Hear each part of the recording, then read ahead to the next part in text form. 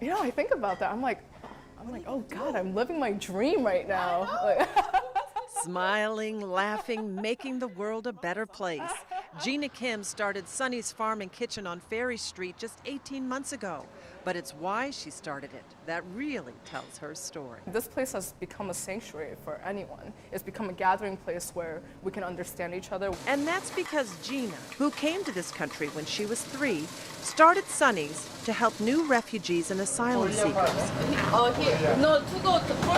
And whoever else needs a job. You know, we have Americans, we have Asian Americans, we have immigrant Americans, we have refugees.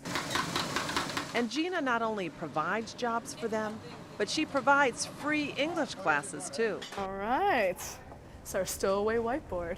From restaurant to classroom. Closing the restaurant from 3 to 4:30, Monday through Thursday, so she can teach anyone who wants to learn.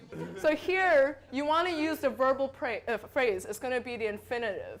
Gina knew closing during the week would mean the restaurant took a financial hit, but she did it. I have to remember why I'm doing this, who I'm doing it for, and when we make big decisions, like even shutting down from 3 to 4:30, it's those principles that I had to stick by.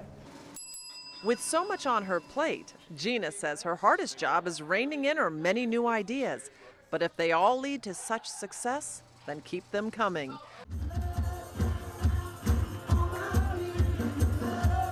It's Sunday morning at Victory Christian Church, and Pastor Marty Stanton is singing and preaching to the choir. This is not a rule book. This is a playbook. Ironically, when it comes to saving souls, it's the man holding the Bible who needed the saving the most. I was a bad kid. 25 years ago, Marty was selling drugs, not salvation. You know, I used to deal like half a kilo of coke a week. Caught, convicted, locked away. It was behind bars like these that Marty Stanton rediscovered his faith. He decided that day he was going to get out of prison, straighten himself out, and never come back to a place like this again.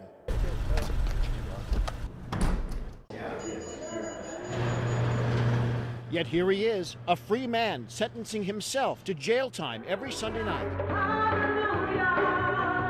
His team of fallen angels meeting inmates and sharing an escape plan for life. The situation they're in, there's also a way out.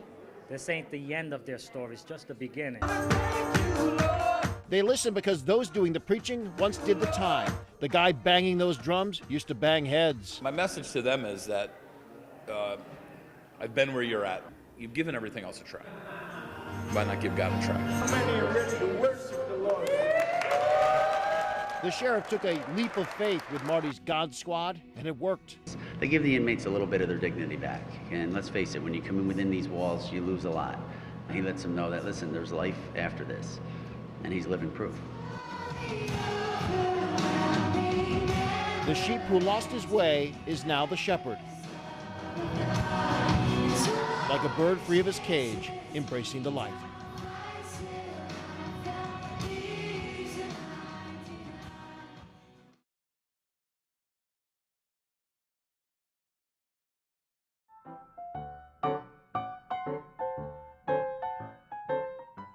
They take one look at you and don't like what they see. I'm sorry, we just rented the last room. Dr. Gretchen Soren wrote her dissertation at UAlbany on the Negro Motorist Green Book, a book filled with guest homes, gas stations, beauty parlors, and barber shops where African Americans were welcome, including many right here in the Capital Region. This home on Tenbrook Place in Albany was in the book for years. Once known as Mrs. McWilliams' Tourist Home, it was one of many guest homes run by African American women. And if she was full up for the night, well, just a few blocks away was Mrs. Madison's guest home on Orange Street. And in Saratoga, the Gideon Putnam Hotel was in the Green Book way back in 1949. Being welcomed wherever you went was key. In the South, it's interesting because there are signs, right? There are Jim Crow signs that say colored only or white only. In the North, you don't have any of those signs. You didn't want to have to go up to a hotel or a motel and have them say, oh, I'm sorry, we just rented the last room. Or I'm sorry, we don't accept colored people here. And so Victor Green published the first Green Book in New York City in 1936, filled with places for African Americans to sleep, eat, and gas up. Many gas stations wouldn't allow African Americans to use their restrooms. So you could buy gas, but they wouldn't let you use the restrooms. This old gas station on Lark Street in Albany was the only gas station in the Green Book in the Capital Region for years. Imagine needing to gas up and hoping that you could get to this gas station in time. And I think that's the reason for a guide like this. It was, it helped you to be safe, but it also helped you to not feel humiliation when you went on the road. The hashtag #MeToo exploding on social media, so I took those words to the streets of the Capital Region today to see who wanted to share their stories. And I'm going to say me too. Me too. Me too, yes, hashtag #MeToo. Me too. Me too. Me too. And it's every woman. Hashtag me too, hashtag every woman. All it took was a sign. You guys like the sign? Yeah. Yeah? Me too. Yeah, yep. And a smile. Hi, how are you? Good. Thumbs up?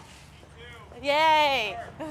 For women to start telling their stories. I was molested and by a close family member, and I was, groped and all of that stuff. It's just you keep on thinking and you go through everything and it's like, it doesn't stop. We all think that it's like this thing, but it happens to everybody. Some stopping to take a closer look. There's a social media campaign going on right now, so women can share their stories of harassment. Coming from Lake Avenue, it's like, me too. The simple hashtag turning heads again and again and again. Some men stopping to voice their support. People have to all do their part to make sure that eventually it just stops. Yes, of course, I'm a father.